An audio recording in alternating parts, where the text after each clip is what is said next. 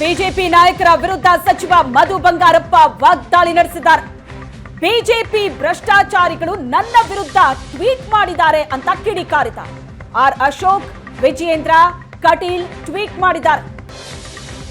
ಅಶೋಕ್ ನಿವೇಶನ ಹಂಚಿಕೆಯಲ್ಲಿ ಭ್ರಷ್ಟಾಚಾರ ನಡೆಸಿದ್ದಾರೆ. ಅವ್ಯವಹಾರವನ್ನ ಹೊರತೆಗಿತೀನಿ, ಸುಮ್ಮನೆ ಬಿಡಲ್ಲ. ಮಾನ ಮರ್ಯಾದೆ ಗೌರವ ಇದ್ರೆ ಮೊದಲು ರಾಜೀನಾಮೆ ಕೊಡಿ.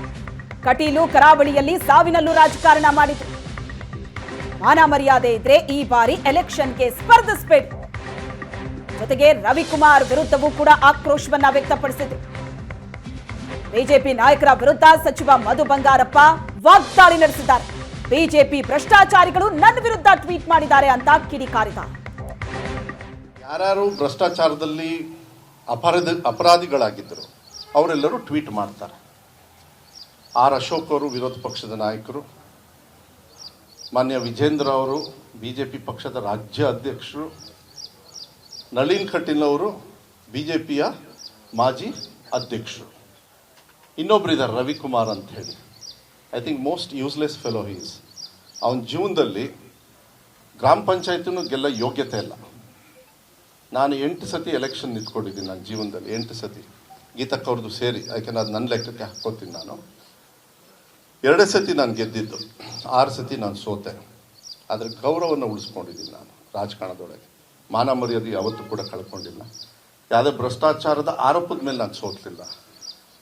ಭ್ರಷ್ಟಾಚಾರದ ಆರೋಪನ ನನ್ನ ಹೆಗಲ ಮೇಲೂ ಕೂಡ ಇಲ್ಲ.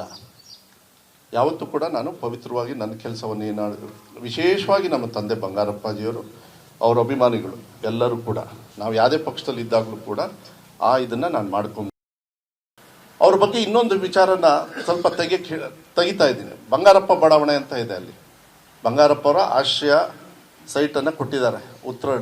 ಉತ್ರಳ್ಳಿ ಅವ್ರ ಕ್ಷೇತ್ರ. ಅದರಲ್ಲಿ ಒಂದು ಅಪಾದನೆ ಇದೆ. ಅದನ್ನು ಸ್ವಲ್ಪ ನಂಗೆ ಡೀಟೇಲ್ಸ್ ಗೊತ್ತಿಲ್ಲ, ಅದನ್ನ ಹೇಳೋದಿಲ್ಲ. ಇವರು ಕೂಡ ಏನೋ ಅದರಲ್ಲಿ ಮಿಸ್ಹ್ಯಾಂಡ್ಲಿಂಗ್ ಮಾಡಿದ್ದಾರೆ ಅಂತ ಅದು ಗೊತ್ತಾದ ಮೇಲೆ ಗ್ಯಾರಂಟಿ ಬರ್ತೀನಿ ನಾನು. ಅವ್ರ ವಿರುದ್ಧ ಅಷ್ಟು ಈಸಿಯಾಗಿ ಬಿಡೋದಿಲ್ಲ. ಈಗ ನಮ್ಮ ಅಪ್ಪವ್ರ ಹೆಸರಲ್ಲಿ ಪುಕ್ಷಟೆ ಫ್ರೀಯಾಗಿ ಬಡವರ ರೈತರಿಗೆ ಆಶ್ರಯ ಸೈಟನ್ನು ಕೊಡ್ತಕ್ಕಂಥದ್ರಲ್ಲಿ ಅವ್ಯವಹಾರದಲ್ಲಿ ಇವರು ಪ್ರಮುಖ ಪಾತ್ರಧಾರರು ಇದ್ದಾರೆ ಅಂತೇಳಿ ಅದನ್ನ ನೋಡೋಣ ಮುಂದೆ.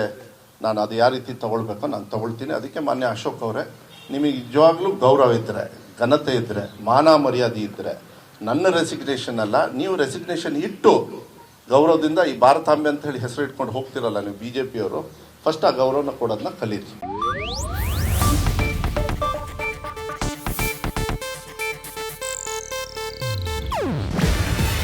ಇದು ಏಷ್ಯಾನೆಟ್ ನ್ಯೂಸ್ ನೆಟ್ವರ್ಕ್ ಪ್ರಸ್ತುತಿ.